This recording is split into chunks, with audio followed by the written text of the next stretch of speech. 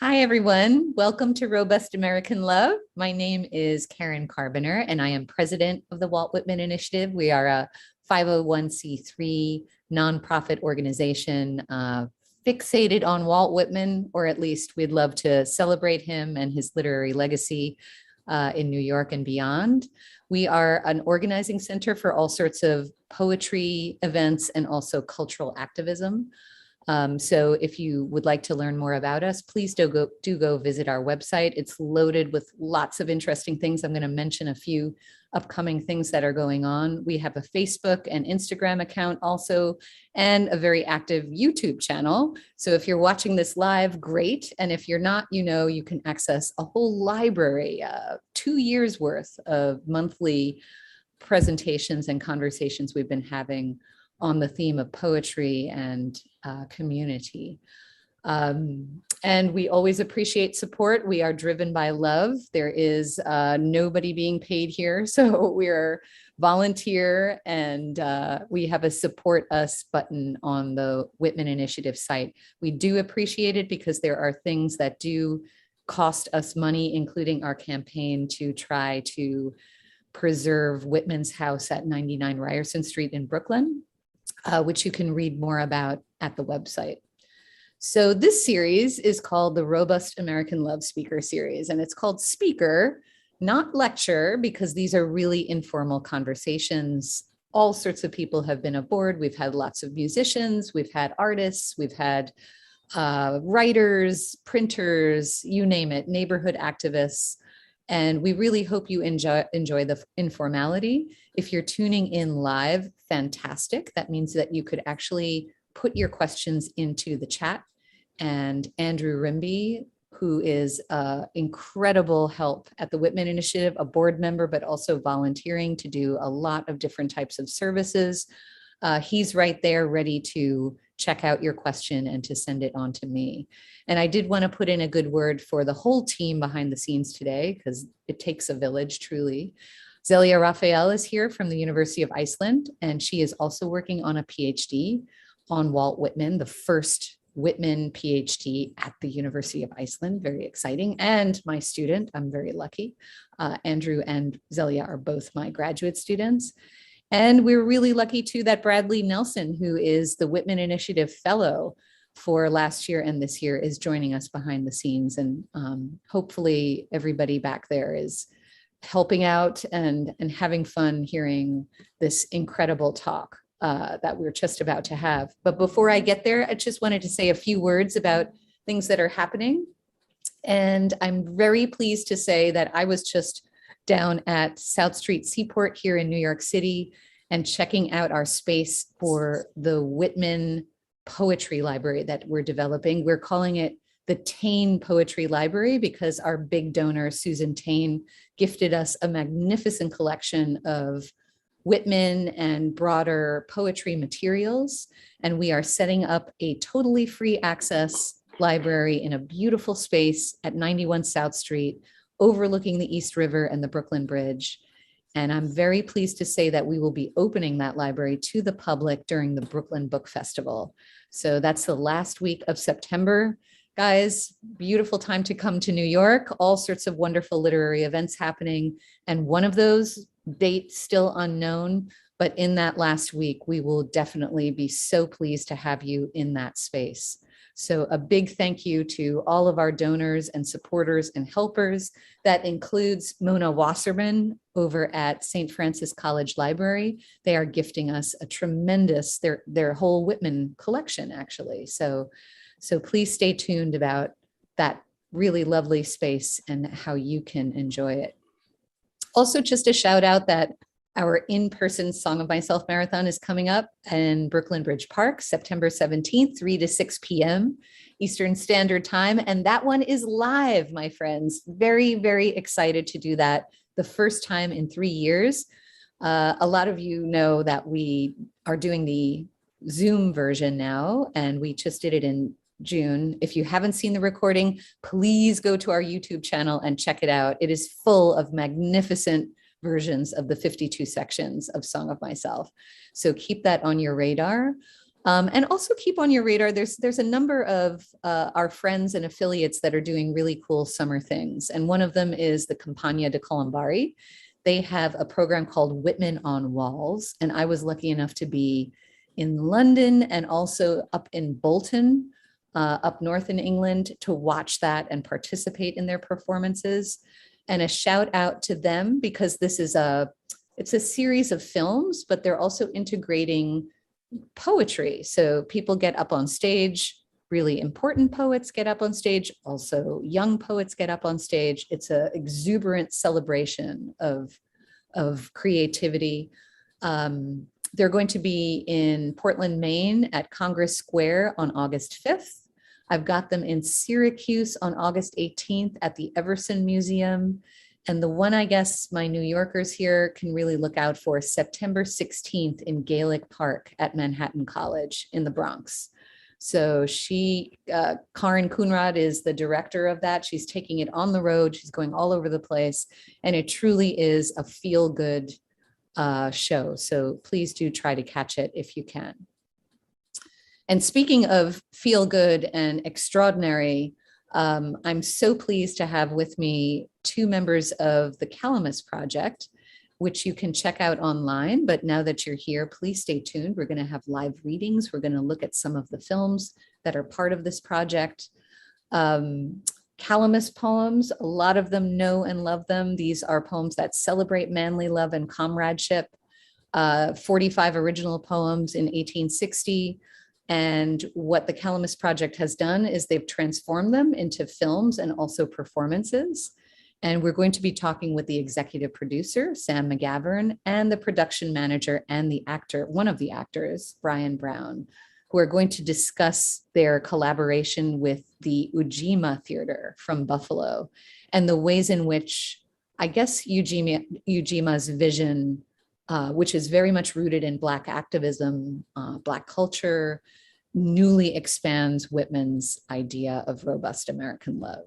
So Brian and Sam are both here. I'm so happy to have you both here. Welcome. Hello, and thank you. You're so welcome. Let me just make a quick introduction here. And we've got Brian on the screen here. And Brian is, as I said, both an actor and forgive me now, the production. Oh, Brian, you want to introduce yourself? You'll do a much more natural job than me. No, it is okay. For the Calamus Project, I was the production manager. So I served as all points contact for anything that was happening at our shooting location, kind of wrangling the directors and speaking, through Sam to the directors and the actors and logistics and scheduling and everything like that. And I served as an actor. Also, I am the managing director at Ujima Theater Company. I've been in this position just under 2 months, so a lot of things happening. But this project started. That's huge, right? Thank you. You're doing a lot of things right now. Yes, a lot of things are happening very quickly, and it's a great journey. We started the Calamus Project last summer, so my position then was different. I was just a volunteer to now being the managing director is definitely different now that we've come to this point in the Calamus Project. So it's been a wonderful journey and experience doing this. So can you tell us just a little bit about Ujima? So Ujima Theater Company is a theater company founded by Lorna C. Hill. She has since passed away 2 years ago. But under her leadership, we have been thriving and striving, telling the perpetuation and of African-American Black theater. We also serve as a nonprofit community-based entity, which we also have a lot of partnerships with other First Ward community person, place, space, where all of that intersects in Buffalo. So we don't just serve as a theater company, but as a community source for information, arts a lot of partnerships come to us for arts in not really pushing a narrative, but allowing you to see the need for change and movement through art. Wow. A lot of people respond more to art than they do with a pamphlet or, you know, a town hall meeting, but with art and the way we do it at Ujima collectively, which Ujima means collective work and responsibility. So we're based in community and helping each other and finding a way to really make the world a better place. We're a Black forward theater company, but very multicultural, very open to anyone that wants to come and join in the effort or join in. And we provide, you know, some jobs and opportunities with the youth and with older actors, artists, Wow. anybody really who wants to learn more and gain more knowledge through the arts and just intelligence at its best. So I think that kind of covers us. Well, yeah, it sounds like you're doing a lot of public outreach, and there's just, Yes. lots going on. Ujima means collective in what language?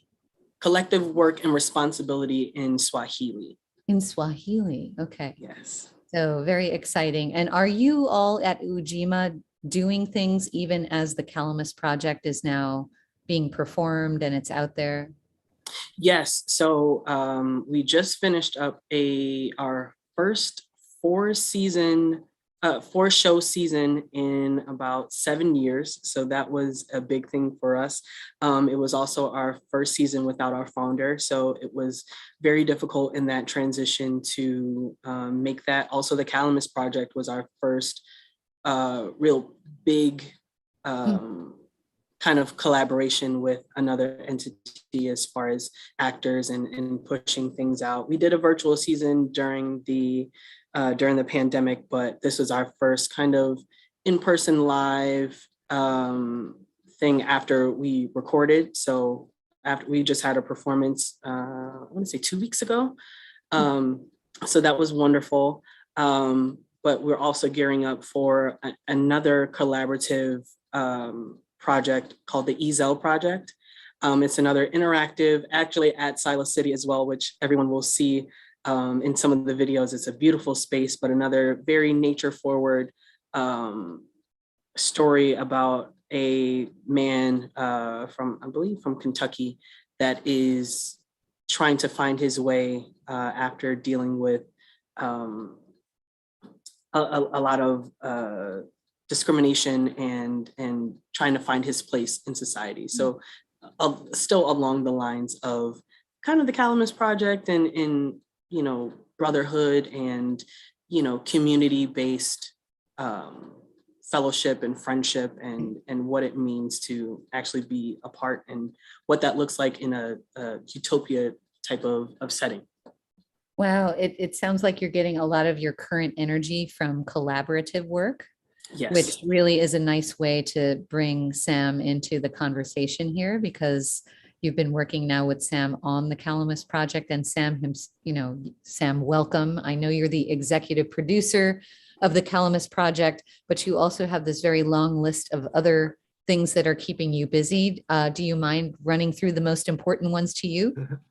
Oh, sure. I'd be happy to. Thanks for having us. So I'm a public interest lawyer and a writer, and I and some other people started a community-based think tank in Buffalo about 15 years ago called Partnership for the Public Good. And we do research and public policy work, but we've always thought that the arts would be critical to movement building in Buffalo and work for justice in Buffalo. So it's always been a part of what we do. So it was, Calamus kind of comes naturally to us because this interplay between democracy and love and art and poetry is something that, makes a lot of sense to us. And we've been lucky to work with Ujima on a couple of projects over the years. Just to maybe give you a little flavor of kind of what their work kind of looks like in collaboration in some of these other contexts. Brian actually starred in a really remarkable play called Free Fred Brown a couple of years ago. And that was a play completely created by Ujima as part of work with us and some other organizations focused on climate justice. Wow. And when Ujima said they were going to make a brand new play about climate justice, it seemed so hard to me.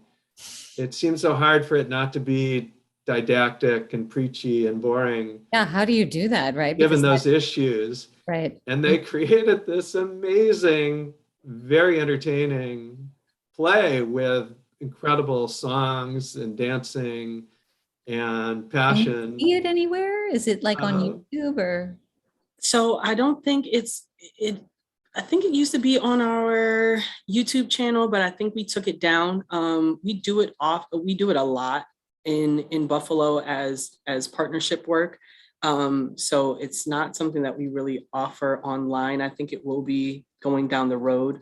But no, we've just kind of been doing it, before the pandemic, we were doing it, I want to say almost every 4 months. There was another organization that said, hey, I saw Free Fred Brown, and I, gave your information to another organization, and they would really love for you to come and do it. So the play, we put together the play over a few years. Sorry, I won't take really long with this so we can get into Calamus. No, we're loving it. Take your time.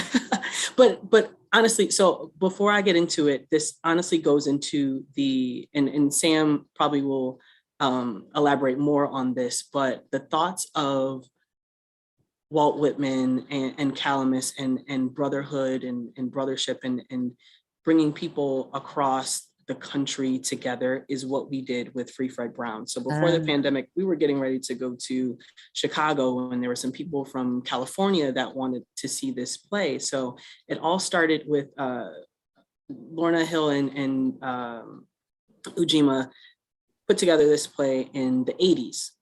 And then we updated it in, I believe, 2016. And over about a year and a half, through a lot of improv, and we had scribes and really putting together what this story was about. It's about Fred Brown, who I played, who goes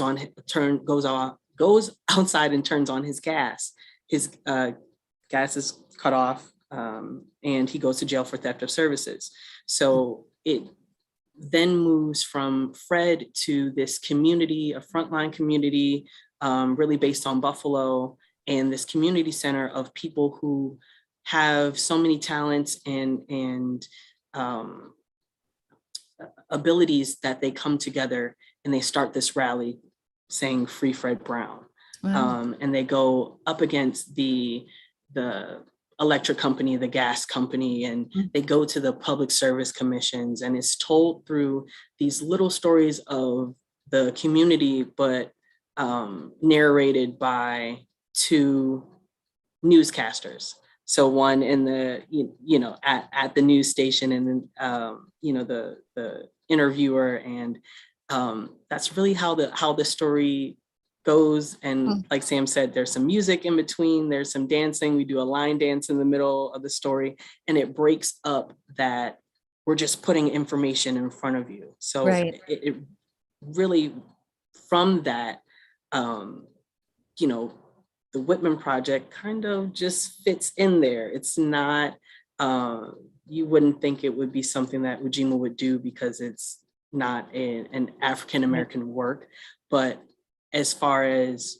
our mission and what we're about, it fits right under there as he's talking about that utopia. I mean, during that time, it might not, in his Brotherhood and Utopia, it might not have included, Black people at that time, but in our society now and what we're seeing and what we're going through and reaching that utopia, you can't have that utopia that Walt Whitman was talking about without the race issue being off of the table and everybody getting along and understanding that our blood, bleeds red just like everyone else. So it fits.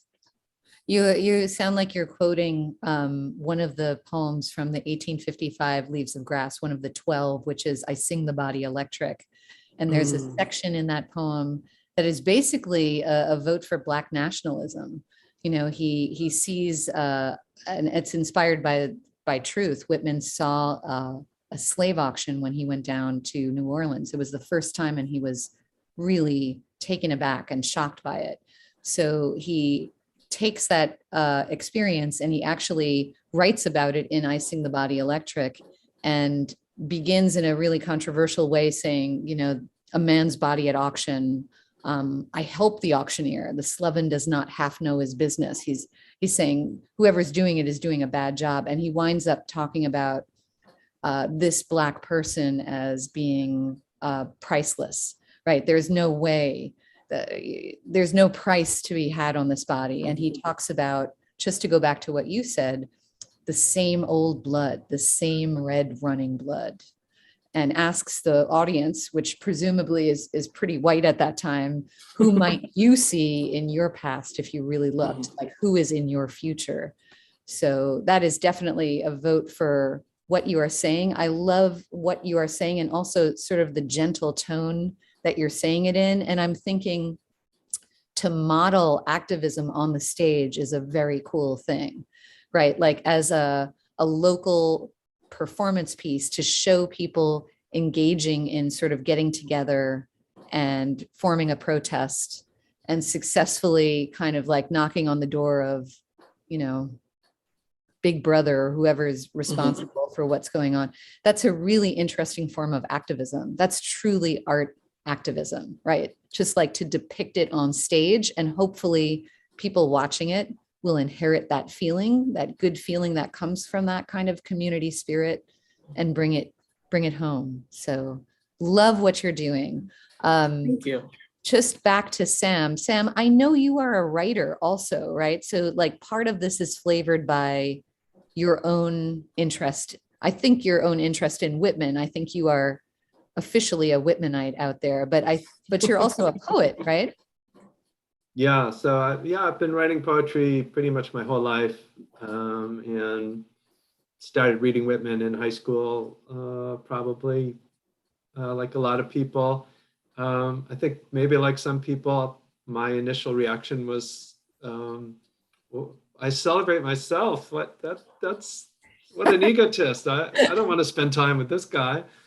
And then like a lot of people, I spent more time with him and grew to love him, and, you know, go back to him over and over again. But it wasn't till just a few years ago that I really started diving into the Calamus poems. And I think I had read, you know, I'd sort of read through Leaves of Grass, but I had never really spent time with them as a unified sequence.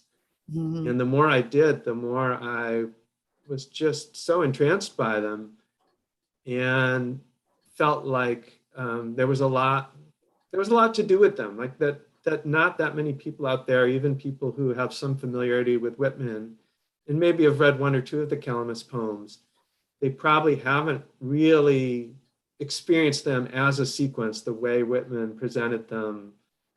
And I felt like, you know, I felt like the prejudice against the gay content of them had kept them from being appreciated as much as they should have.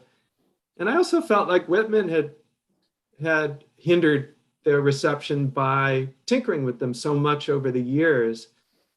When I got back to the 1860 edition, I came to prefer that version of Calamus so much to the 1881 and the other later versions. So part of the impetus was, okay, how can we share these poems with more people in a way that feels relevant and fresh, and that engages with some sort of different aspects of life and society than Whitman himself had engaged with.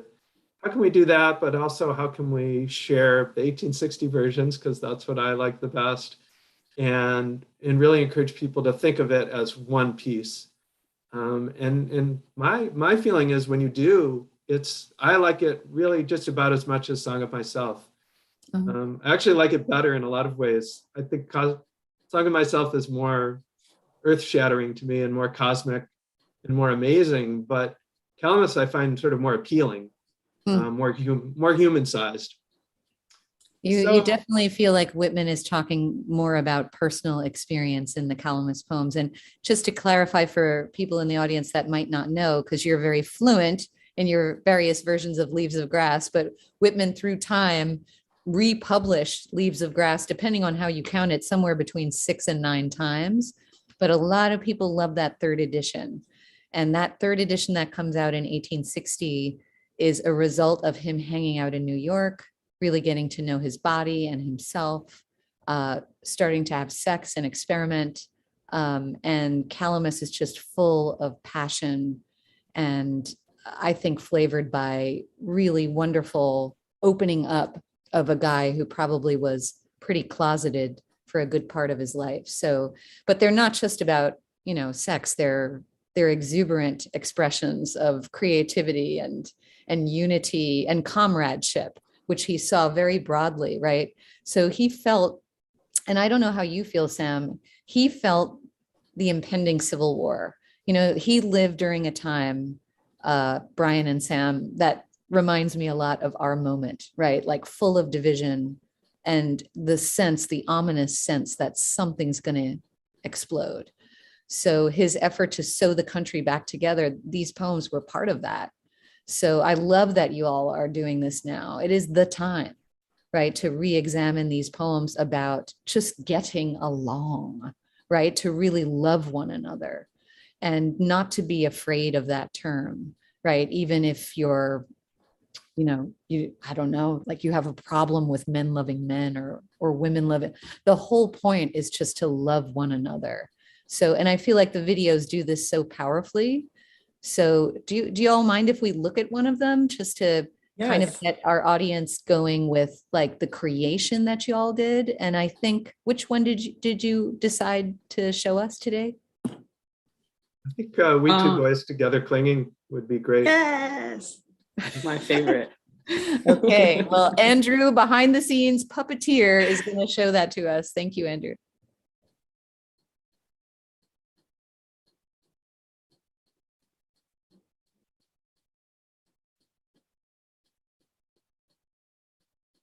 Oops. Here he goes. All right. We two boys together clinging, one to the other, never leaving. Up and down the roads going, north and south excursions making. Power enjoying, elbow stretching, fingers clutching. Armed and fearless, eating, drinking, sleeping, loving. No law less than ourselves owning. Sailing, soldiering, thieving, threatening, misers, menials, priests, alarming.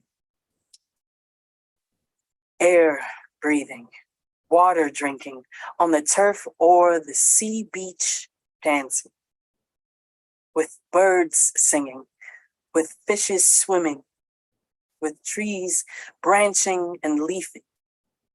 Cities wrenching, ease scorning, statues mocking, feebleness chasing, fulfilling our foray.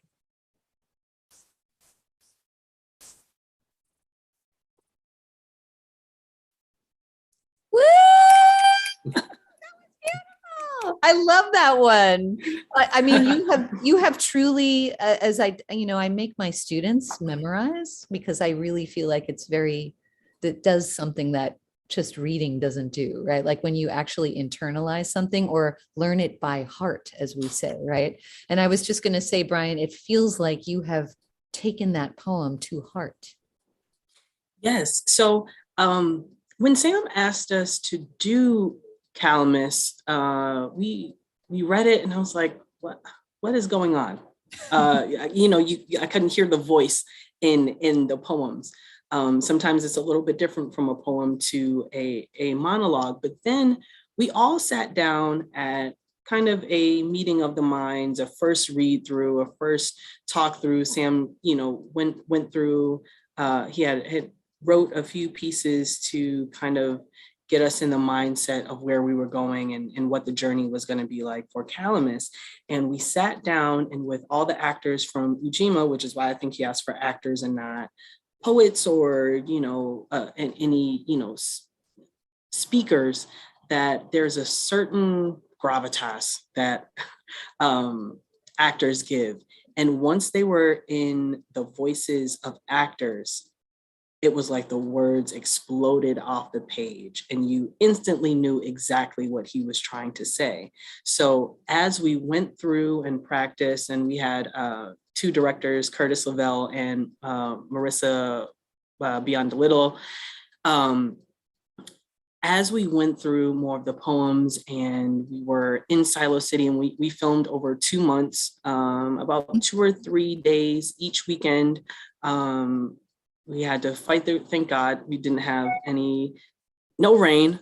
Well, I was going to say they're all outside, right? All no 45. rain, surprisingly. Now we did have backups. Silo City is a wonderful dual place on the Erie Canal and the Buffalo River waterfront in Buffalo. And it's part of a nature preserve, but also where some of the old abandoned silos are. So there are also some ruins in that space that kind of color the background of what's happening. So you get that feel of nature and love and greenery, but also you have the ruins in the back that kind of tell that story of the impending war that you were talking about, the loss, the uncertainty of the world. And those dual things together, even though it might not be, in the time of, 1860 to kind of tell that story, it still tells that story now of beauty and hurt and pain and war and loss at the same time. But yes, learning these poems was wonderful. That was a short one. There are some other poems that are long. So it took us some time to, get through that. So some days it was just maybe with one actor doing one poem instead of doing, we had 7 actors in the project, but instead of having an actor do all of their poems on one day, we kind of split it up. So their shooting days, they only had to focus on maybe 2 poems to, really get that essence and that kiss of Walt Whitman through their poems. So it wasn't, you couldn't tell that they were exhausted or tired or they were overthinking it in their head. So that's the way we kind of approached the poems, and kind of each poem, although written by one person, as we went through, each actor had a different flavor of Whitman, a different personality, a different way of conveying that poem, where it didn't seem like it was an 1860 poem. It was an updated feeling, and seeing that person so intimate. It's like you're sitting with Walt Whitman and sitting with the actors in the corner, and it's very intimate, like you're at their house in their living room or in their backyard or on their patio or kind of in the car with them, and they're telling you this secret that no one else should know. So it was really wonderful. It's true. I would say the word that I would use is natural.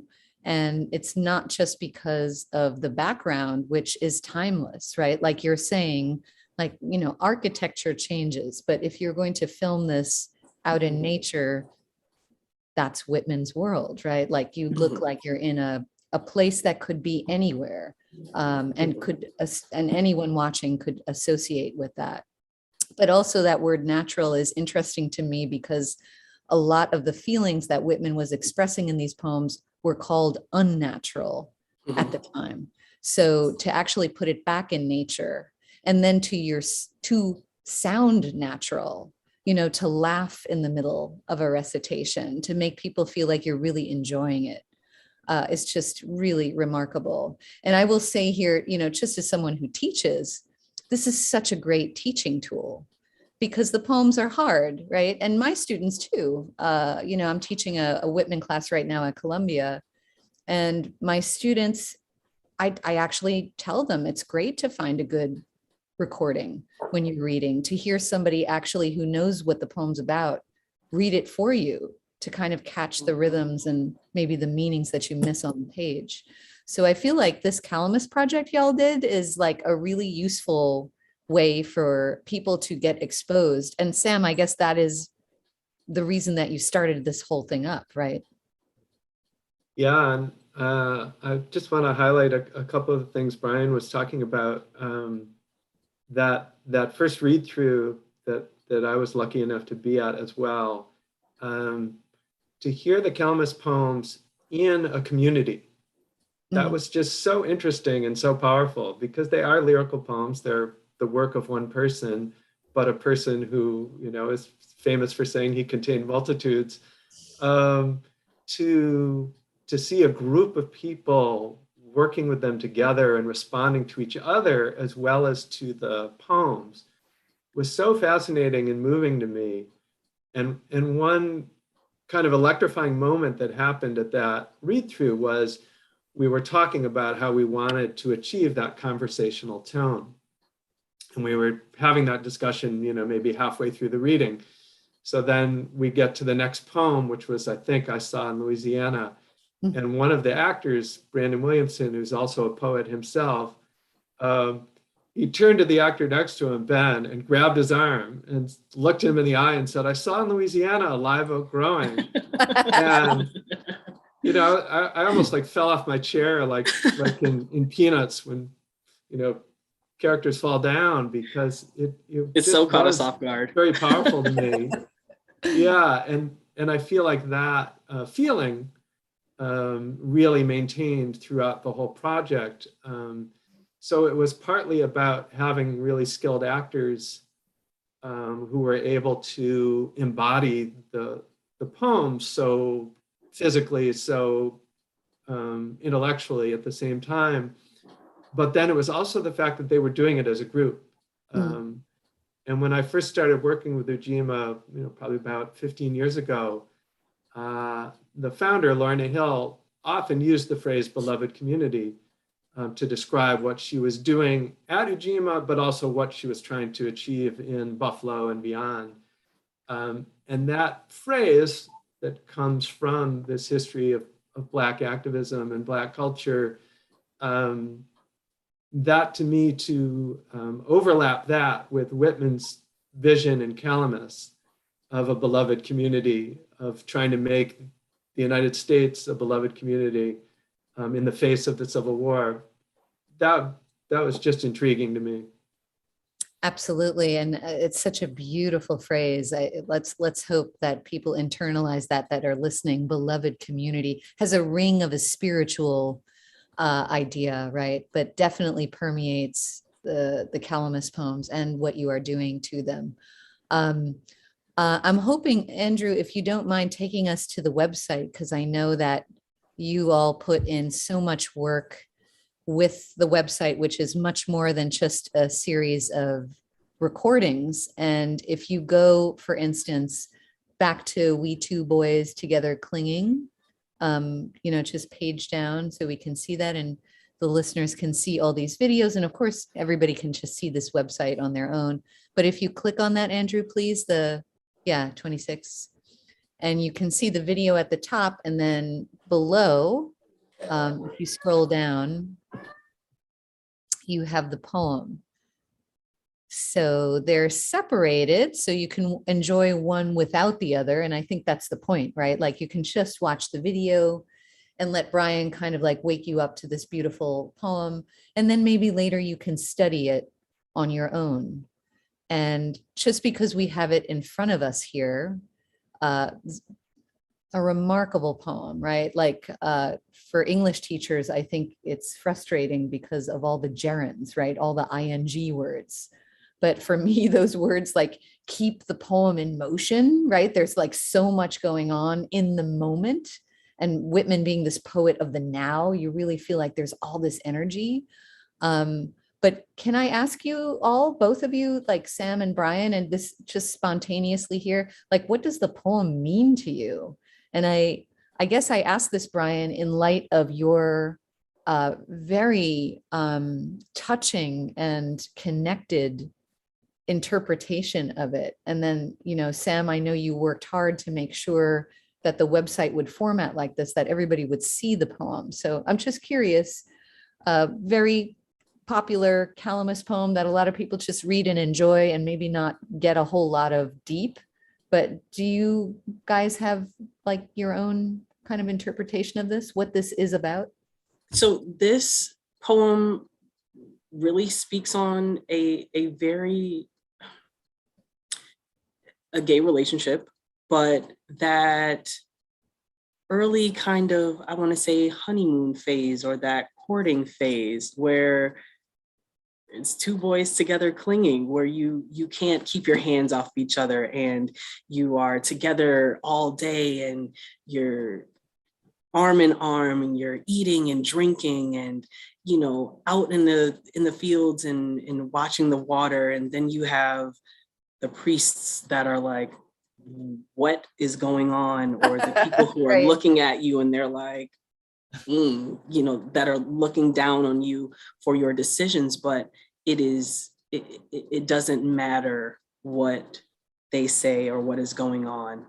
I love you as much as I love anybody else. Or if I was in a heterosexual relationship, I would love you as much as I love my significant other. So it's that it doesn't matter what's happening, that still everything that's going on, I feel so comfortable and so safe with you to be able to share my feelings and to share my attraction to men with another person that too feels like that.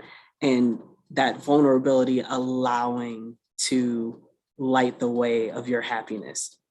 That's so much to say in one poem. And he tells it kind of simply, but it's that. So that's why reading that or watching that video, I couldn't help but smile. You can't help but laugh because that comes through the poem as it's kind of secret, almost like kind of it's that schoolboy giggle of, oh my God, I met somebody, or I think they're going to be my boyfriend, or we held hands today, or we kissed today. So it's that. Oh, that's so beautiful. I am totally with you on that reading, Brian. And for me too, it is notable that Walt uses words like armed and fearless, right? Because it's not just that these boys are loving each other and enjoying it. It is that they are doing it fearlessly. So this is a world, and Whitman was projecting forward at that time, a world that allows men to love men joyously and openly and without criticism, right? This is just like a truly gorgeous, open relationship in public. And sure, there are people that get alarmed, but they do what they want. And I think for Whitman, this is really dreaming of a future. It's said, and I've said it myself, that somehow he anticipated the LGBT movement, right? He anticipated the idea that one day there would be a way for men to love men openly and honestly. And this poem just does such a beautiful job of politically situating that, right? Like they're having fun in public. Sam, was there anything like for you, like about this one that you wanted to point out? That's definitely one of my favorites as well. We were talking earlier, there's a beautiful David Hockney painting inspired by this poem that might have been, one of the things that first got me intrigued with Calamus a long time ago. But I think, Brian, I think at some point when we were talking about this poem, maybe talked about the musicality of it. And Brian's a really talented singer as well as actor. And that was something I think a lot of the performers in this project, they pretty much all are very musical people, mostly really good singers too. And they really, I think, responded to Whitman's music, and this is certainly one of the great examples of that. I think that the conversation you two just had, where you kind of highlighted that combination of innocence, here's Walt, age 40 or so, calling himself a boy, which is a really interesting decision. But then also, statutes mocking, cities wrenching, that it is fierce. And that's, I feel like that's, Brian, I feel like that's a phrase that Lorna used to use a lot, fierce love. I feel like I used to hear her talk about fierce love. Yeah. Fierce love, radical change. It's all in that, pushing that forward. Oh, wow. That's super powerful, but fierce it is, right? Like that second to last line, right? Cities wrenching, ease scorning, statues mocking, feebleness chasing. Like they really are making a point. And I think, the cliched way of thinking about homosexuality at that time was a feebleness, right? Like a effeminacy. And the poem asserts that this love for men is not effeminate, right? This is a powerful, vibrant type of love. So yeah, thank you guys. That's a great introduction to this really lovely poem. And Andrew, if you could just page up a little bit so we can see the other things that the website offers. So we've got the poems and then an about link where you can learn more about Calamus. Do you all want to introduce, what about the Calamus Project? If you had to sum up what this is about and what it is, and we're not going to cheat and look. So maybe Andrew, you can kind of back out of that and get us back on the screen. Thank you very much. But I'm going to ask the two here, since we are so lucky to have you live. What do you want to do? Yeah, I think share these beautiful poems with more and more people, and make them accessible to people in a way that's very engaging and interactive. So, tried to make the website that, but then also to keep working together and with our other partners on new collaborations, new projects. We were just talking about the musicality, and when we did the project live a couple weeks ago, Ujima performed about half the poems, about 23 of them, before a live audience.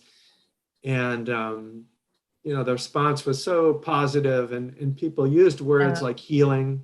Healing was a really big phrase that came up, which is something, we need in Buffalo right now a lot, but of course everywhere as well. But another thing people talked about was music, and it inspired me immediately to go back to the idea of maybe putting some of these to music. Wow. With Ujima, which is, as we talked about, has such musical talent at their fingertips. So that could be a next project, but we really want to hear from people too, and explore what might be out there as far as collaborations. I want to go back to this idea about performing them, because first of all, great that you're online, right? Everybody can go to calamusproject.com and enjoy the poems and look at the videos, but now you are taking it live and performing it. So when you get on stage, and you just did this up in Buffalo, right? Are there any plans to go further than that? Can we look forward to a performance sometime in the future? Yeah, I'd love to bring it to New York City. Yay! That's exactly what I want to hear. On the list. We would love to have you aboard with everything that's going on down here. It just fits in with our general holistic principles, and this sort of, being a force for good, I feel like is such a powerful thing that is felt with these. But I'm really interested in the performance, because performance is always different, right?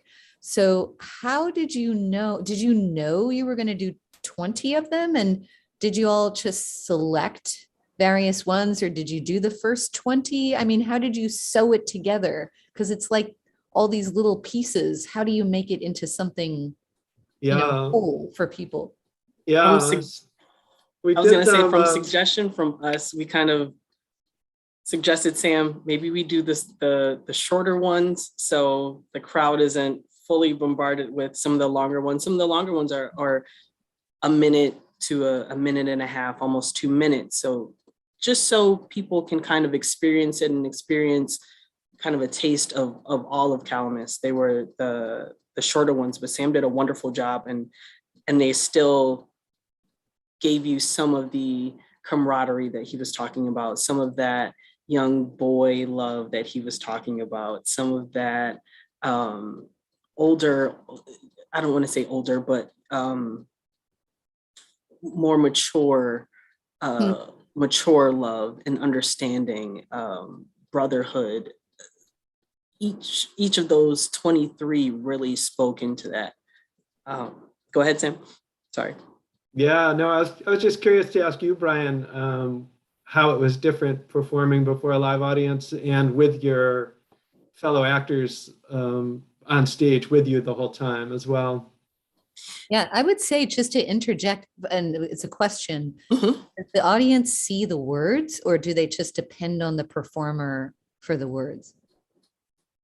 Just on the performer. So it's always different when you have an audience. As an actor, there's a certain energy that comes out when you're in a room full of people. That could be anxiety, or that could be, this is going to be really good. And this was the latter of it being really good and it charging us up. And it was read, but still performed, if that makes sense. We weren't totally off book, as we call it, but you still got a sense of, you could hear a pin drop while we did each performance. There was a stillness and an understanding of what everyone in the room was experiencing. It was a smaller venue, but it was packed. And like Sam said, we had a Q&A afterwards, and from the crowd, a few people said it was just so touching, or it was healing when you have art that's told in a different way, poetry in a different way. It wasn't a poetry slam. It really, again, felt like you were sitting in the room with someone.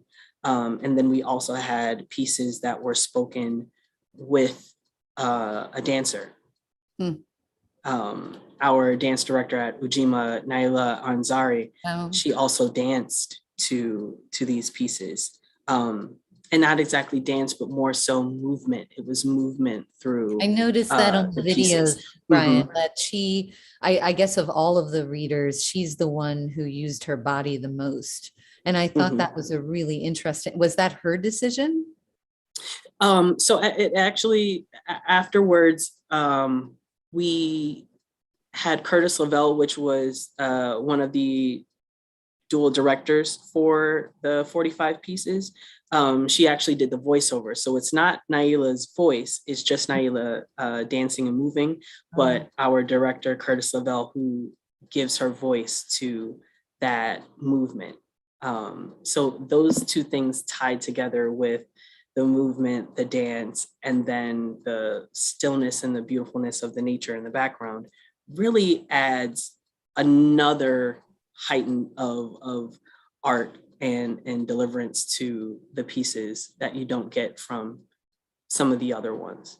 Oh my goodness, I just want to a new see element. it. Yeah, well, there's something like the spontaneity of performance, right? Like inevitably something happens that you haven't planned, even if you have the poem memorized and you know what you're, the order in which they come. There is that freshness to watching someone on stage. But what I really like and what I'm hearing is you all are variously interpreting the poems.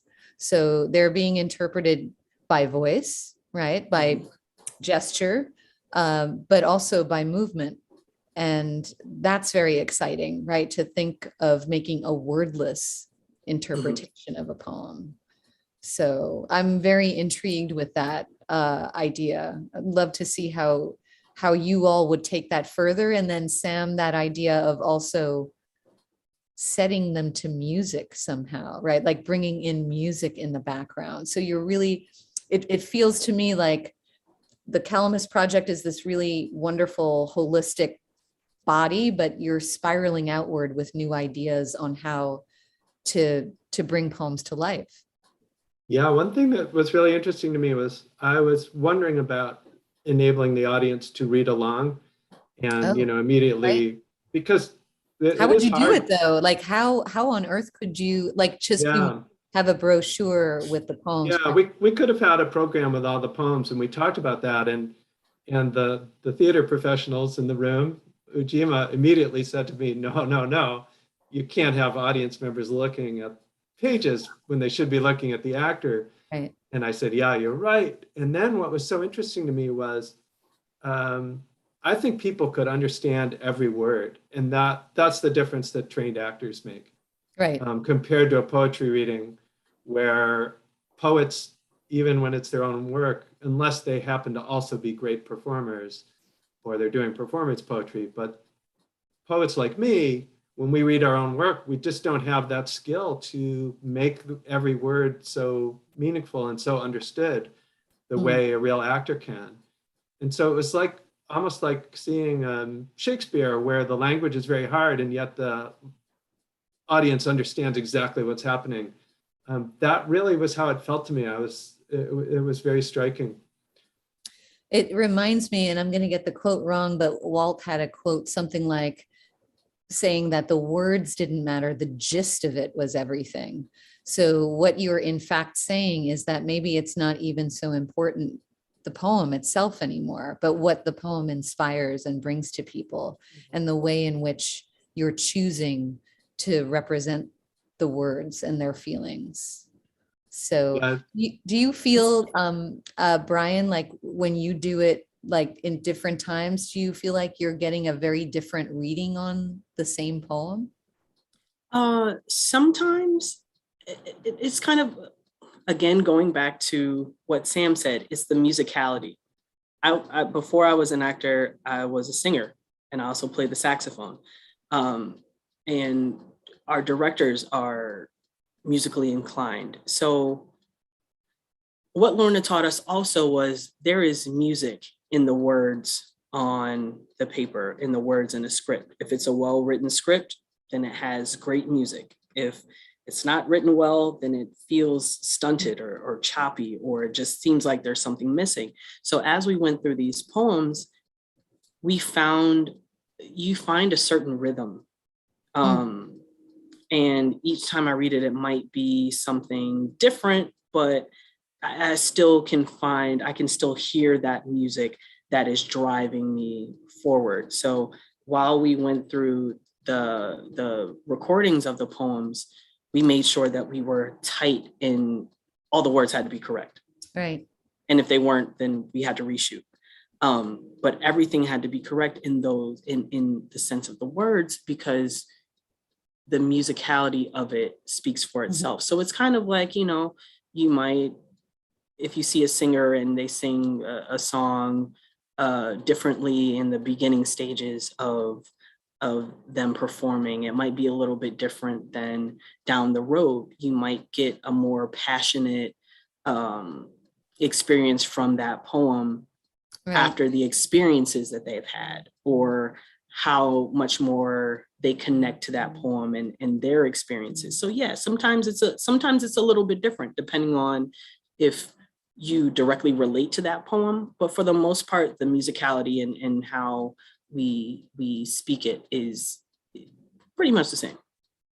Well, I'm going to put you to the test, my friend, and ask you to Okay. read something spontaneously for us. Yes. And then the people listening can go back to the Calamus Project website and hear how you do it on the recording and see Wonderful. like if there are different feelings or whatever it is. So we are very privileged to have you both here live. And I do appreciate you choosing whichever poem pleases you right now and showing us the way. Yes. So for all of those out there watching, this is poem number 14. I believe it should be the same on the website, but it's called Not Heat Flames Up and Consumes. So without further ado, this is poem 14.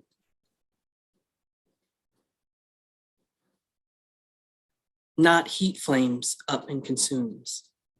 Not sea waves hurry in and out not the air. Delicious and dry, the air of ripe summer bears lightly along the white down balls of myriads of seeds, wafted, sailing gracefully to drop where they may. Not these. Oh, none of these more than the flames of me consuming, burning for his love, whom I love. Oh, none more than I hurrying in and out. Does the tide hurry, seeking something and never give up? Oh, I the same. Nor down balls, nor perfumes, nor the high rain-emitting clouds are born through the open air, any more than my soul is born through the open air, wafted in all directions. Oh, love, for friendship, for you. Thank you. Wow, I've got to do my poet's applause.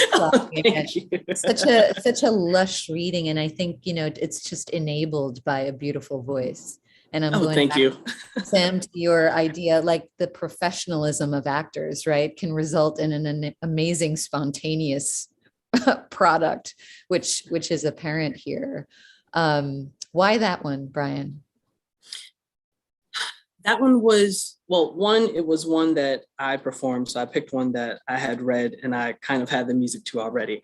But I picked that one specifically because it dwells more along the passions of Walt Whitman, along that, well, in it says heat flames. It shows that fiery passion of his love for men and that vulnerability in sharing that with whoever is going to read this poem. It's not just a front. It's not a platonic relationship. It is honestly a internal feeling, a feeling that he cannot shake, that is unwavering, that is not like anything else. It's and also going into doing it at Silo City during the summer, it's kind of like a poem book of summer love and not worrying about work. He doesn't really talk about, work and career or anything in any of the poems. It's kind of like it was set in the summer.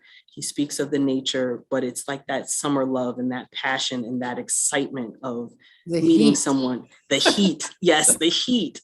And he speaks in about Louisiana and California and New York, but it's about that heat. So I specifically picked this one because there is a deep passion, and again, I really like this one. So it really goes into that innate love that Walt Whitman is trying to convey. Yeah, I really love how he pulls that reversal in the beginning. He's like, it's not this way. And then later in the poem, he's like, it's this way, right? Yeah. Not this, but that, which kind of for me reiterates what you were saying, the passion. Yeah. He's like, look, this is not this or this. This is absolutely this. Yeah, it's a gentle passion, but it's a wave of passion that overtakes you. It's not a fighting passion, but it's a passion that you can honestly say, wow, I am so touched by that. Wow, I understand and I get it. It's not kind of like it's not sexual. It's a genuine love. It's I love your being, just as the seeds of the air and the winds and the clouds and all of that. It's my soul yearns for you, not my loins. My soul loves you. And I think also he's elevating just physical passion to the level of pure love. And I think that was a super radical thing to do at the time, right? Like you can really physically be interested and into someone and it is still holy, right? That is holy love. So beautiful. I could Thank talk you. to you all evening, but we do try to keep the show at about an hour, and I've already run over. Brian and Sam, thank you so much for being with us. I am on fire with these fierce poems, rediscovering them through you. So thank you so much.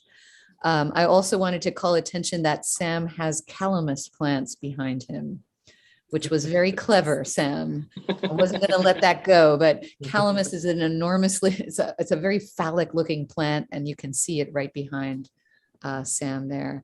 And I wanted to really, really thank my team. It would not happen without Andrew, Zelia, and Bradley in the background there. Thank you, everybody, for seamlessly letting us have this great conversation.